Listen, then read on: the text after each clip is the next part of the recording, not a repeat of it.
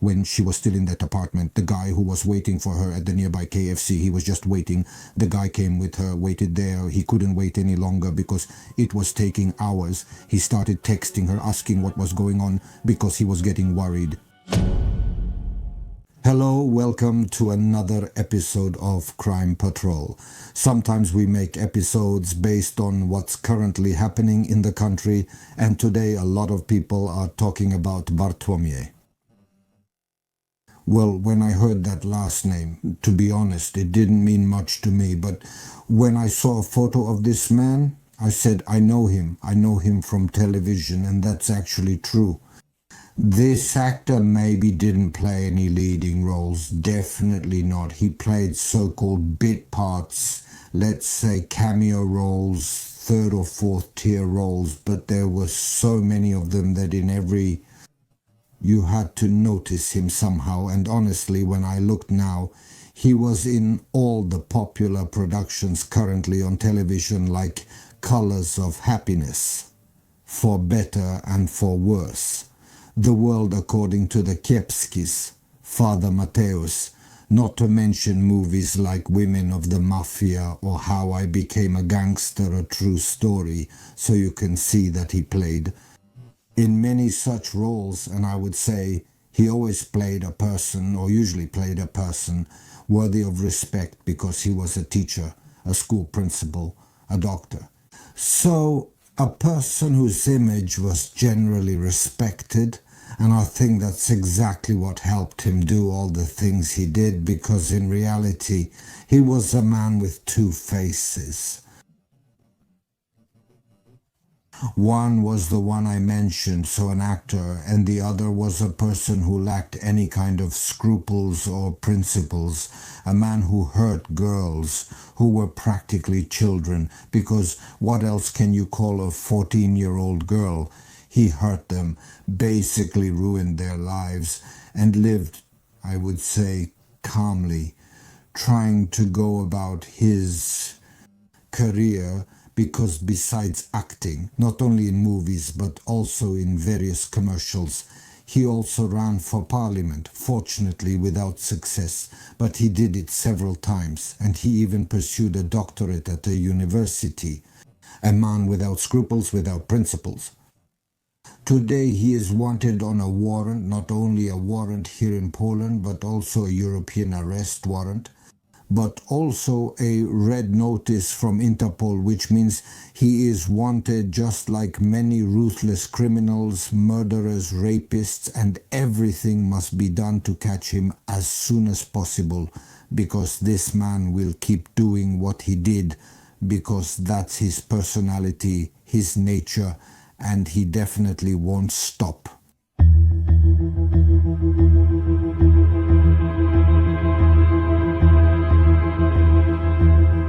Probably the first and most well-known commercial he did. He plays Mr. Witek, a teacher with two kids and an unemployed wife. This is a commercial right before the elections. It's supposed to be an ad for one of the parties. I'm deliberately not saying which party it is, so it doesn't turn into some kind of political show, but of course everyone can check for themselves. He acted in that commercial. However, in fact, he was an active member of a rival party. When that rival party found out that he acted against his own party, of course they kicked him out. I'm saying this because it shows what kind of man he was. Someone without any principles, a man who would do anything for a career or for money. At that time, he was playing both sides, but at the same time, he presented himself as a professional photographer. A photographer who took artistic photos, especially in the modeling world. He advertised himself on a website, and that's how he met a certain girl, or rather a little girl. She was 14 years old at the time. A girl who dreamed of acting in the theater, who dreamed of being admired somewhere.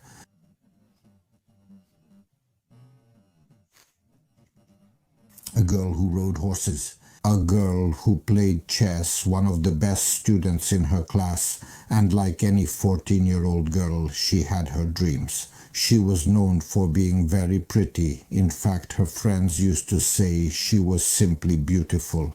And that's how it really was. Her friends and classmates encouraged her, telling her she should try, that she should give modeling a shot. She posted her own ad on a website for photographers and models, and Mr. Bartłomiej responded. He was 42 years old at the time.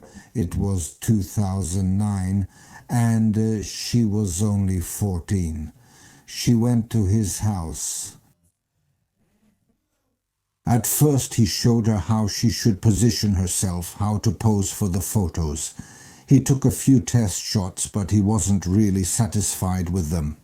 He shook his head, saying it wasn't right, that she looked unnatural, that she seemed paralyzed. Then he offered her a drink. The girl said she wasn't used to it. After all, she was only 14 and had never drunk alcohol before. But he said that if she didn't drink, she just wouldn't get rid of that stiffness, that expression, and no good photo would come out of it. So he actually made her a drink. It was supposed to be vodka with orange juice. The girl drank it, and then things started to get, let's call it, weird. He probably put something in it. It's possible it was just a date rape drug.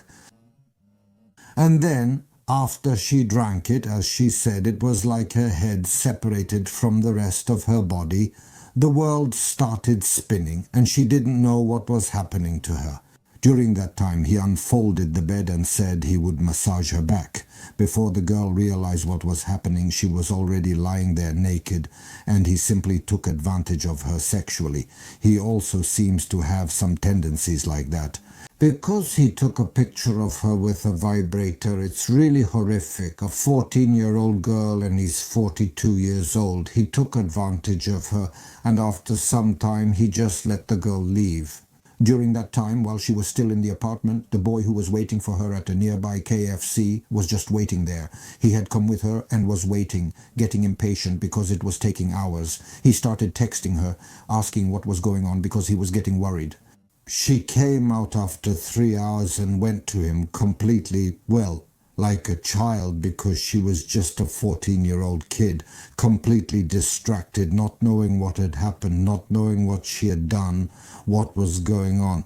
She couldn't really say anything, and she just left. The next day, she tried to get in touch with Bartłomiej somehow on here. And they started talking on the messenger. He kind of tried to make her feel sorry for him, saying he grew up without a mother, that things just happened that way, that none of this should have happened, and things like that. And all of this went on. Well, the girl was left with all of it. The child was left with all of it. She didn't know what to do, who to turn to. She considered all sorts of things. At one point, she even thought about some kind of revenge. She even thought about just becoming a police officer, finishing police school, gathering evidence against him, and then he would be punished. Well, more years went by. He took part in one election campaign, but he only got 629 votes, or 620 votes there in his region of Opole, because that's where he's from, actually from Krakowice. So he didn't get much, he didn't get into the parliament, but here he was also thinking about his own career.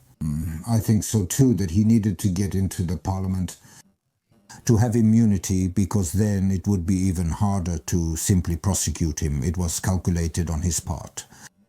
He reached out to that girl, the young girl, earlier when she turned 18. He told her that he had been following her career, but as for how she feels about all this after years, someone who ruined the life of a 14-year-old girl, as someone who believes in God. For what? He basically not only didn't feel any remorse, but for everything that happened, he actually blamed her.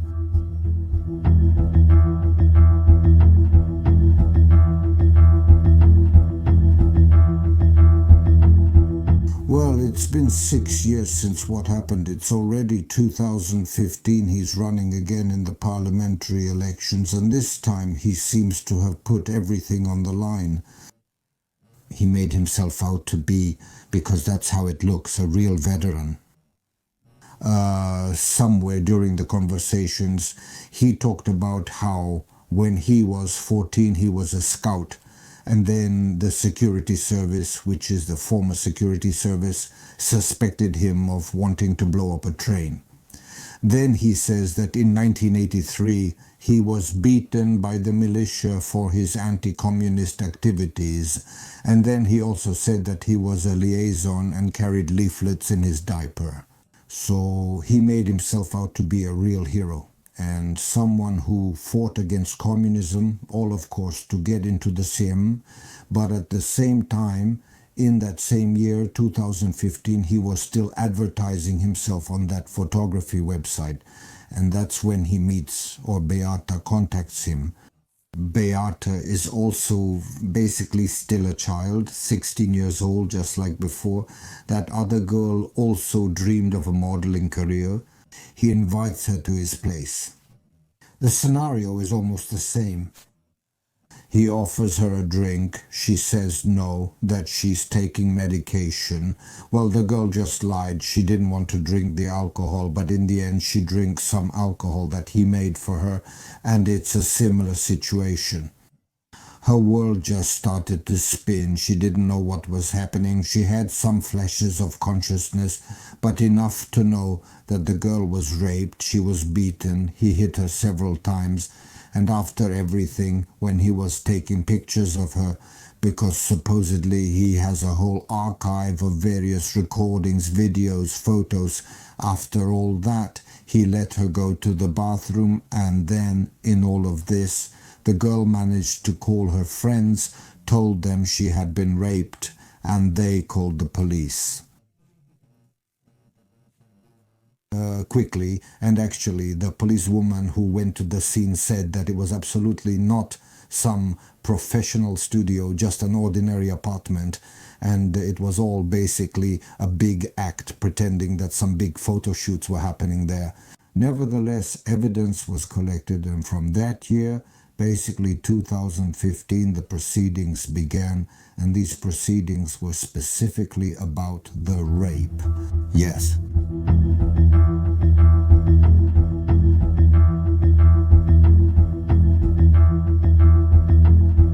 Well, let's go back to that, to the first girl. She's trying to work through all of this. She's probably trying to forget, and in some way she's managing to do it. She grows up, she's already a woman, she meets a partner, gets pregnant, gives birth to a daughter, even gets into law school. From a superficial point of view, it would seem that she managed to work through all of this, that she got out of that terrible trauma, but it probably only seemed that way. Because in 2017, she's at a shopping mall, walking with her partner, pushing a stroller with her daughter in it, and she thinks she sees Bartłomiej. She has some kind of panic attack, starts running away with the stroller. Even her partner is confused. He didn't know what was going on, and then she told him why she acted that way. She tries once again to somehow forget about all of this, but a year passes and it's 2018. She's just sitting calmly at home. She turned on the television and she sees Bartłomiej, who's playing his next role. This time he's playing a doctor. He's playing someone who's offering something here or advertising. Potency pills with the slogan, "Where there's a will, there's a way." And again, he gets into some kind of frenzy. Let's say he experiences, well, a kind of trauma, because she realizes that this man is suffocating her in every aspect of her life. Whenever she turns on the television or visits the mall, he appears. And basically, there's no chance she'll ever get rid of him. She starts looking in her own way for some other girls from that time. She even writes to them. Well, those girls don't respond. Then on top of all that, the lawyer gets involved. She's not alone anymore. They try together to identify other girls, and indeed those girls show up. And there are several of those girls.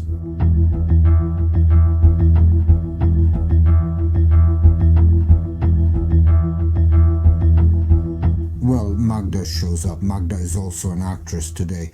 Back then she was 15 years old. Both of them, along with Murawski, acted in such a short film. This short film was about a film about him playing a doctor, a gynecologist, and she played a young girl who is pregnant. And she wants to terminate the pregnancy. Well, they acted in this short film.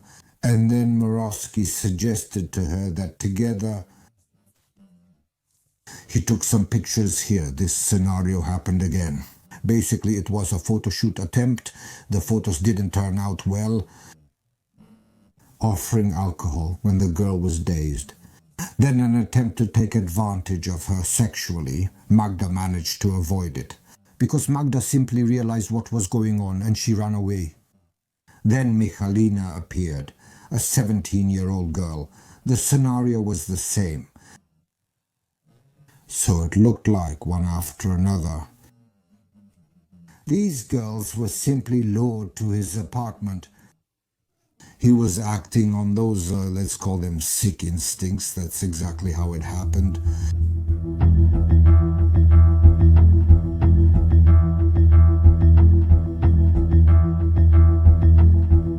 Bartłomiej M, because that's another way to refer to him. He is suspected of 14 sexual offenses, including 4 rapes of girls under the age of 15. In fact, all of his victims, let's say they were between 14 and 17 years old. But it also seems that this man had been active for many, many years, because the very first piece of information in this ongoing case comes from 2010. Back then, a 16-year-old girl was also attacked by him in a similar situation. However, at that time, it was not possible to determine who this man was. And that case was dropped back then, but that was 15 years ago, the year 2010. So you can see that it's been like this for many, many years. He did what he did. Well, regarding that, the rape of Beata, the first verdict was issued in 2020. That's just 2 years and 11 months of imprisonment. Well, it seems like the sentence is ridiculously low for what he did. The proceedings are ongoing. And finally, the final binding verdict. It was only issued last year, that is in 2024.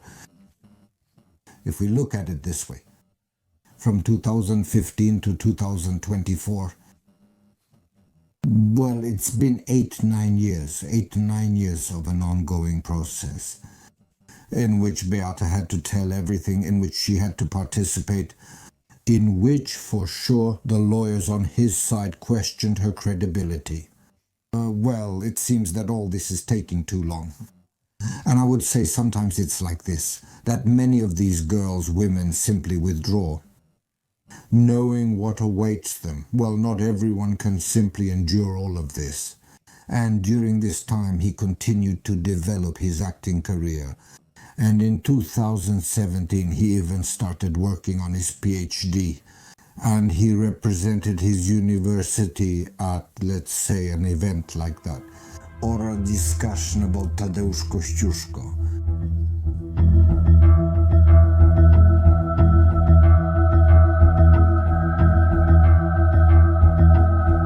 After all, there are more proceedings going on with the horse. Since 2023, this is another proceeding. As you can see, there are a lot of these cases. A lot of girls have been victimized.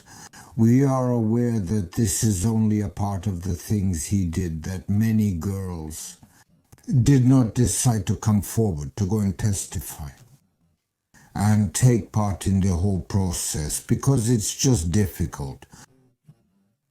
This verdict became final in 2024. This is already a sentence of 5 years in prison for the rape of Beata. This happened because that's what occurs when a verdict is issued. He receives a notification from the court that he has to report to the prison. but he simply didn't show up at the prison. An arrest warrant, it was only issued 2 months later, so he had 2 months for that, to hide somewhere effectively, and indeed he is hiding somewhere. Where? It's hard to say. From the information we have, it seems that he was moving around somewhere, whether he's moving around Europe. He showed up somewhere in Germany. He supposedly showed up in Cyprus as well, also in Turkey. But what's also strange is that he has a Canadian passport. We don't have an extradition agreement with Canada, so it's not out of the question that he might try to hide somewhere in Canada. And even if he gets caught, well, his extradition obviously remains in question. However, right now he is untraceable. As I said at the beginning, all of his tendencies, well, they will certainly cause him to look for more victims. And every next girl he meets along his way could be harmed by him, or could simply have her life ruined by him.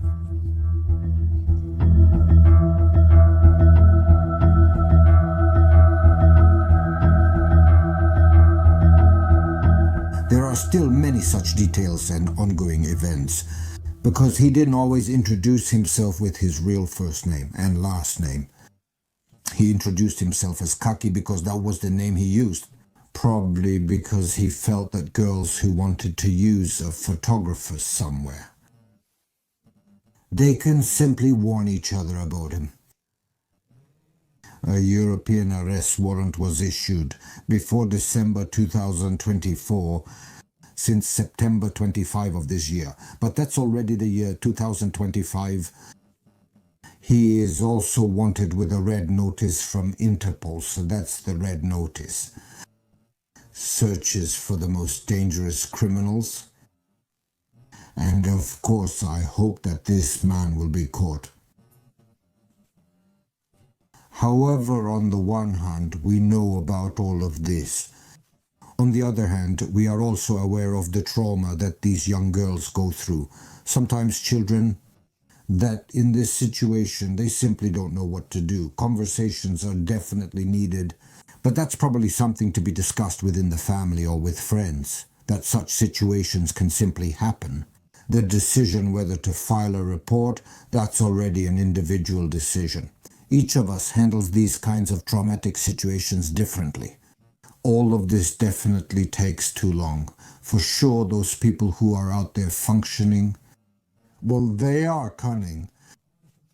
Just like that Bartłomiej M., who was able to camouflage himself. He could pretend to be someone else. His media image was that of a doctor and teacher, always helping everyone back then. After all, when one of the girls went to him, so she checked, she saw. Born in 1967, playing such roles, he has to be believable, but in reality, he doesn't have to be.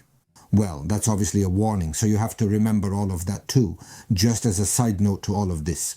This situation as well, I would say, with our courts, with the law, with everything that's happening, well, that's also something I would say that needs to be regulated as soon as possible. The verdict in Beata's case, for example, was delivered by a so-called neo-judge.